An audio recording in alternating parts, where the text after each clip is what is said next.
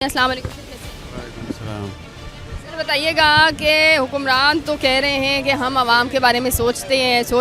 जब हम आके प्रैक्टिकली देखते हैं तो ना आटा कम हो रहा है, ना चीनी कम हो रही है, ना टमाटर कम हो रहा है। पेट्रोल पे कभी कहा जाता है जी इतने बढ़ा दिए, फिर 1 रुपया 2 रुपये कम कर दिए जाते हैं। क्या लगता है ये हुकूमत आवाम के बारे में सोच भी रही है या नहीं? असल में बात यह है कि हुकूमत की जो भी पॉलिसी है ना वो बिल्कुल गलत है। अगर कानून है तो अमल नहीं है, बस बात ये है।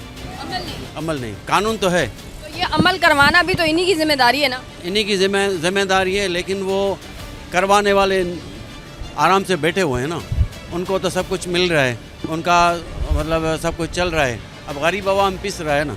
ये तो वीआईपी प्रोटोकॉल है। वीआईपी प्रोटोकॉल है, उनको सब कुछ मिल रहा है, वो खा रहे हैं, पी रहे हैं, घूम रहे हैं, फिर रहे हैं, लेकिन वो गरीब आवाम तो पिस रहा है ना, कहाँ जाए। अब ये मजदूरी है, मजदूर की आप मजदूर को मिल रहे हैं 700-800 रुपये, उसमें क्या गुजारा उसका होगा? कुछ भी नहीं होता। बस माहाना एक बजट जो है वो हम लोग भी अपने घरों में बनाते हैं कि हर चीज़ के बारे में लिख लेते हैं पहले ही, फिर जब पैसे कम पड़ जाते हैं वो बजट ज़्यादा होता है। तो ये किस हद तक आपका बजट आउट हो रहा है? असल में देखा, जो बंदा 40,000 कमा रहा है ना, वो भी यकीन करें वो ज़कात का हकदार है। 50-60 हज़ार में भी उसका गुजारा नहीं हो रहा। गवर्नमेंट ने अभी किया है कि 43,000 फी मजदूर की है, लेकिन आप जाके देखें फैक्ट्रियों में 25,000 से ज़्यादा नहीं लोगों को मिल रहे हैं। हर महकमा जो है ना करप्ट है, किस को आप साफ़ करेंगे? आप सही कह रहे हैं कि हर महकमा जो है उसमें भी यही चीज़ें हो रही हैं। अच्छा, इस वक्त मैं आपको बताऊं कि महंगाई के हवाले से हम इस वक्त जो है वो प्रोग्राम रिकॉर्ड कर रहे हैं। बहुत सारे जो आपने रोज़ाना की बुनियाद पे देखे होंगे कि हम सब की सिक्योरिटी के लिए सिक्योरिटी गार्ड्स भी मौजूद होते हैं। कभी आपने ये सोचा है कि जो सिक्योरिटी गार्ड हम लोगों की हिफाजत के लिए महफूज होते हैं वो अपनी ज़िंदगी किस तरह से जो है वो गुजार रहे होते हैं, और उनकी क्या सैलरीज होती हैं, उनकी क्या माहाना जो है वो एक्टिविटीज़ होती है, किस तरह से वो बजट बनाते हैं? अस्सलाम वालेकुम सर, कैसे हैं? वालेकुम अस्सलाम, अल्हम्दुलिल्लाह। सर मुझे ये बताइएगा, सबसे पहले तो मैं आप लोगों का शुक्रिया अदा करती हूँ। आप लोगों की वजह से हम लोग सेफ़ होते हैं, हम लोग महफूज होते हैं। आप मुझे बता सकते हैं कि इतनी महंगाई में आप किस तरह से गुजारा कर रहे हैं? क्या आपकी तनख्वाह है? हमारी तनख्वाह यहाँ 26,000 है। हमारा गुजारा बहुत मुश्किल है। हाँ, 26। हुकूमत ने तो कहा है कि अब 26,000 नहीं बल्कि अब कम से कम भी 40 तो मिलने चाहिए ना। यहाँ 40 नहीं मिल रही है, 26,000 है हर एक गार्ड की यहाँ अमन टावर में। हाँ, ये है FKS कंपनी, पता नहीं ये खुद खा रहे हैं, वो हमको पता नहीं लगता, लेकिन कहते हैं कि बाबा ये तेरा 26,000। हमारा कोई गुजारा नहीं हो रहा। हमारे बच्चे बहुत ये परेशान हैं। हमारा किराए पे मकान है, कैसे ज़िंदगी गुजर रहा है, जैसे कि ऐसे कि जो बड़ी अजाब से गुजर रही है। 26,000 में आप जब घर जाते हैं और जब माहाना बजट बनाते होंगे तो वो माहाना बजट में क्या लिखते हैं और क्या छोड़ देते हैं? मेरा तो मकान 17,000 किराया है, बचेगा 7-8 हज़ार। बड़ा मुश्किल है, बड़ा मुश्किल अजाब से गुजर रहा है हमारा ज़िंदगी।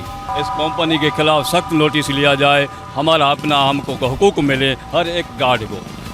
आप सही कह रहे हैं, और हम आपकी आवाज़ आगे तक जो है वो भी पहुंचाएंगे, और हमारी ये कोशिश होती है कि हम आगे तक जो है वो भी पहुंचाएं। सर आप बताइए, आपकी क्या तनख्वाह है? आपकी भी 26,000 तक?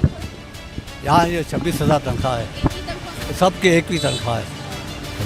किस चीज़ की कंपनी है? ये है इसकी अमान टावर है, इसकी जो है बाज़ार है, मार्केट है और रहायश है। जो रहायशी है उनके हमारी सिक्योरिटी कर रहे हैं। तमाम सिक्योरिटी गार्ड्स को सिर्फ और सिर्फ 26,000 रुपये तनख्वाह मिली। 26,000 जो हमारी जितने भी गार्ड है अमान टावर सबके 26,000 बेटा। आप लोग कितने घंटों की ड्यूटी करते हैं? 12 घंटे की ड्यूटी है। 12 सुबह 7 से लेकर शाम 7 तक है, समझो 12 घंटे ड्यूटी है। लेकिन हर जगह 40-45 हज़ार तनख्वाह है। यहाँ जो है गरीब आदमी को जो बोलते हैं बाहर जाओ के घर जाओ।